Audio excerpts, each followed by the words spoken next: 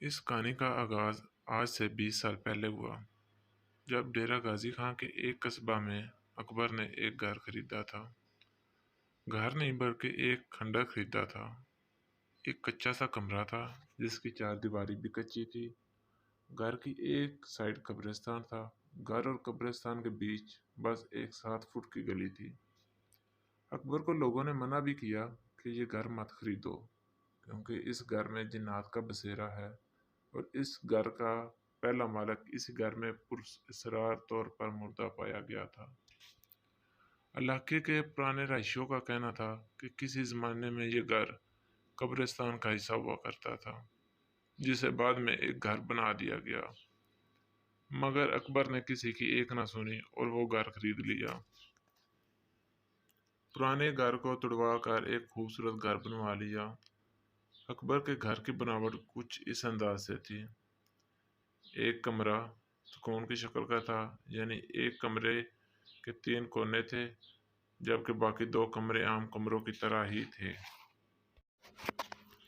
اصل میں یہ کونی کمرہ وہ جگہ تھی جہاں پہلے بھی پرانے گھر کا صرف ایک کمرہ ہوا کرتا تھا۔ اسی کمرے میں پرانے مالک مکان کی موت بھی ہو چکی تھی۔ اکبر ایک جیدار بندہ تھا۔ اکبر اور اس کی بیوی بچے اس گھر میں 5 سال تک رہائش پذیر رہے۔ ان کے ساتھ اس گھر میں کیا معاملات پیش آئے یہ آج تک کسی کو نہیں معلوم، کیونکہ کبھی انہوں نے کسی ایسی بات کا ذکر نہیں کیا تھا۔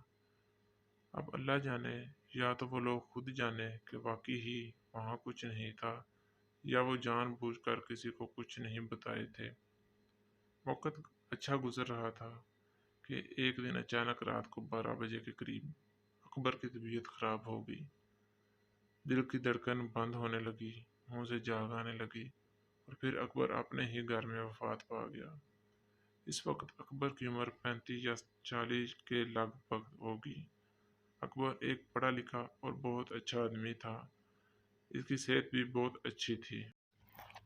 نوٹ کرنے والی بات یہ ہے کہ اکبر کی موت بھی اسی تکونی کمرے میں واقع ہوئی تھی جس میں پہلے مالک مکان کی موت ہوئی تھی۔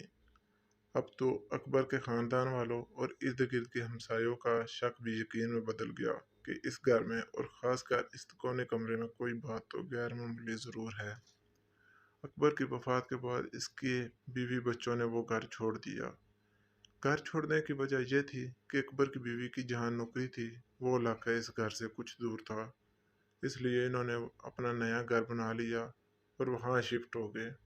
پرانا گھر کم و بیش 15 سال تک بند رہا۔ 15 سال بعد اکبر کا بڑا بیٹا، جس کی شادی کافی سال پہلے ہو چکی تھی، اس کا نام علی تھا، علی اور اس کے بیوی بچے اس گھر میں شفٹ ہو گئے، جبکہ اکبر کے باقی بہن بھائی اور ماں نئے گھر میں ہی رہائش پذیر رہے۔ علی اپنے شہر سے دور نوکری کرتا تھا، اس لیے 2 یا 3 ماہ بعد ہی گھر آتا تھا۔ علی کی بیوی کا نام سلمیٰ تھا۔ بتاتا چلوں کہ جس دن 15 سال بعد پہلی مرتبہ گھر کا دروازہ کھولا گیا تو اکبر کا بیٹا علی اس وقت اپنی جاب پر تھا۔ حالات ہی کچھ ایسے تھے کہ علی کی بیوی اکیلی اپنے 4 بچوں کے ساتھ اس گھر میں رہنے آئی تھی۔ بچوں کی عمر 2 سال، 5 سال، 7 سال اور 10 سال تھی۔ سلمیٰ نے ایک بات نوٹ کی کہ گھر میں عجیب سی ویرانی تھی، لیکن اب رہنا تو یہیں تھا۔ چنانچہ اس نے گھر کے کمرے کے دروازے کھولنا شروع کیے، لیکن جب اس کونی کمرے کا دروازہ کھولا تو وہاں عجیب سی منظر تھا۔ دروازے کے بالکل سامنے کمرے کے اندر ایک بہت بڑی چھپکلی بیٹھی ہوئی تھی۔ اس چھپکلی کا سائز عام چھپکلیوں سے 4 گنا تک بڑا تھا۔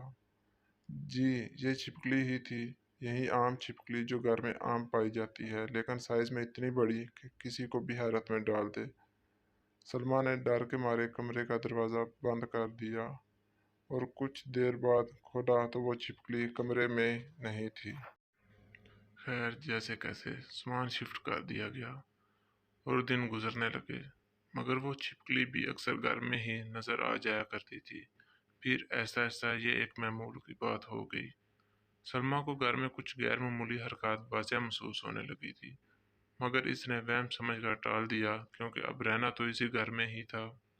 کچھ دن بعد جب علی جاب سے واپس آیا تو اس نے گھر کی مرمت کرائی اور کچھ دن گھر رہ کر واپس چلا گیا۔ سلما نے بازار سے پھولوں کے بہت سارے پودے خریدے اور گھر میں لگائے۔ ان پودوں میں ایک پودا رات کی رانی کا تھا۔ اس پر رات کے وقت پھول کھلتے ہیں۔ آپ لوگ اس بات کو یاد رکھنا، اس کا تعلق بھی اس کہانی سے ہے۔ اب سلما کو اس گھر میں رہتے ہوئے 1 مہینہ ہو چکا تھا اور حالات مزید خراب ہوتے جا رہے تھے۔ اکثر اوقات گھر میں کسی کے بڑبڑانے کی آواز آنے لگی تھی، پھر آہستہ آہستہ واضح جملے سنائی دینے لگے۔ یہ جملہ اسی کونے کمرے سے سنائی دیتے تھے۔ پھر اسے کچھ ہیولے اس گھر میں نظر آنے لگے۔ اس کے بعد اسے معلوم ہوا کہ اس گھر میں جنات کی پوری فیملی آباد ہے۔ جنات کی فیملی میں ٹوٹل 5 لوگ تھے، ایک خاوند، اس کی 2 بیویاں، 2 بچے۔ یہ جنات عیسائی مذہب کے تھے۔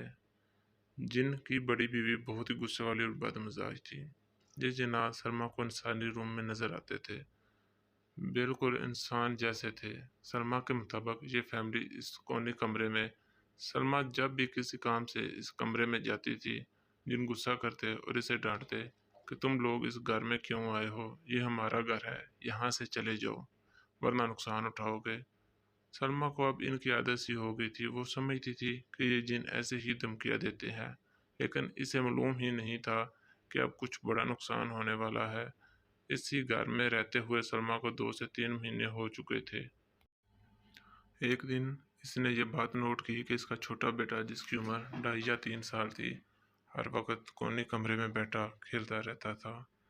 اس نے اپنے چھوٹے بیٹے کو منع کیا کہ اس کمرے میں مت کھیلا کرو، لیکن آپ کو معلوم ہے کہ بچے کسی کی بات نہیں سنتے، بس اپنے دل کی کرتے ہیں۔ کچھ دن بعد سلما کے چھوٹے بیٹے کی طبیعت بہت خراب رہنے لگی۔ وہ سمجھی شاید معمول کا بخار ہے اور ٹھیک ہو جائے گا، لیکن بہت علاج کرنے کے باوجود بھی بچہ ٹھیک نہیں ہو رہا تھا۔ آخر کار سلما نے اپنی بہن سے بات کی اور اسے سارے معاملے کی بارے میں بتایا۔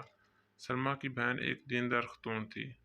اس نے سلما کو کہا کہ تم ایک کام کرو اور جنوں کے ساتھ معاہدہ کر لو، پھر سب کچھ ٹھیک ہو جائے گا۔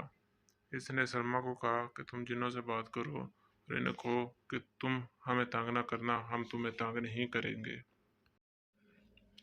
سلما نے بالکل ایسا ہی کیا اور جنوں کو کہا، ہماری مجبوری ہے اس گھر میں رہنا، میرے پاس کوئی دوسرا ٹھکانہ نہیں ہے، اس لیے ہم اس گھر میں رہنے پر مجبور ہیں۔ اگر آپ نے اس گھر میں رہنا ہے تو شوق سے رہیے، ہم آپ کو تنگ نہیں کریں گے اور آپ ہمیں تنگ مت کیجیے گا۔ میرے چھوٹے چھوٹے بچے ہیں، میں انہیں لے کر کہاں جاؤں اب؟ آپ اس گھر میں کسی ایک کمرے میں رہ لیں، ہم وہاں نہیں آئیں گے اور آپ باقی گھر میں مت آنا۔ جنوں نے سلما کی بات مان لی اور اسے کہا کہ ٹھیک ہے، بس اس بڑے کمرے میں مت آیا کرو، باقی پورا گھر تمہارا ہے، جہاں تم نے رہنا ہے رہو، ہم تمہیں تنگ نہیں کریں گے۔ اسی طرح کافی دن گزر چکے تھے اور ماحول بالکل پرسکون تھا۔ سلما کے بیٹے کی طبیعت بھی ٹھیک ہو گئی تھی۔ یکدم سلما کا خاوند چھٹی پر گھر واپس آ گیا۔ سلما نے اسے پورے حالات سے آگاہ کیا اور بتایا کہ بڑا کمرہ میں نے بند کر دیا ہے، تم بھی وہاں مت جانا۔ یہ سن کر علی کو بہت غصہ آیا اور اس نے سلما کو ڈانٹا کہ یہ تم نے کیا کر دیا، اس طرح تو یہ مخلوق اس پورے گھر پر قابض ہو جائے گی، پھر کیا تم پورا گھر چھوڑ کر چلی جاؤ گی؟ اس نے بیوی کو کہا کہ جاؤ ابھی کمرہ کھول کر آؤ اور اس کمرے میں آنا جانا رکھو، تاکہ یہاں جب 4 قدمی ہوگی تو وہ جنات یہ گھر چھوڑ کر چلے جائیں گے، ورنہ وہ یہاں پوری طرح حاوی ہو جائیں گے۔ سلما نے شوہر کی بات مان لی اور مجبوراً کمرے کا دروازہ کھول دیا۔ سلما کا خاوند کچھ دن رہنے کے بعد واپس چلا گیا۔ اس کے جانے کے بعد سلما کے چھوٹے بیٹے کی طبیعت مزید خراب رہنے لگی۔ سلما نے اس سارے واقعے سے اپنی بہن کو آگاہ کیا۔ سلما کی بہن نے اسے کہا کہ تم میرے پاس آ جاؤ، ہم اس کا روحانی علاج کراتے ہیں۔ سلما اپنے بچوں کو لے کر اپنے بہن کے گھر چلی گئی۔ ایک مولوی صاحب نے بچے کا علاج شروع کیا اور کہا کہ اس کا علاج 40 دن تک رہے گا، اس کے بعد انشاءاللہ بچہ ٹھیک ہو جائے گا اور جنات بھی گھر سے نکل جائیں گے۔ سلما اپنے گھر واپس آ گئی اور مولوی صاحب کا بتایا ہوا وظیفہ پڑھنا شروع کر دیا۔ اس کے علاوہ نمازیں اور قرآن پاک کی تلاوت بھی شروع کر دی۔ دم کیا ہوا پانی گھر میں چھڑکنے لگی۔ جب سلما گھر میں قرآن پاک پڑھنا شروع کرتی تو جنات اسے منع کرتے اور کہتے مت پڑھو ورنہ تم پچھتاؤ گی۔ استغفر اللہ۔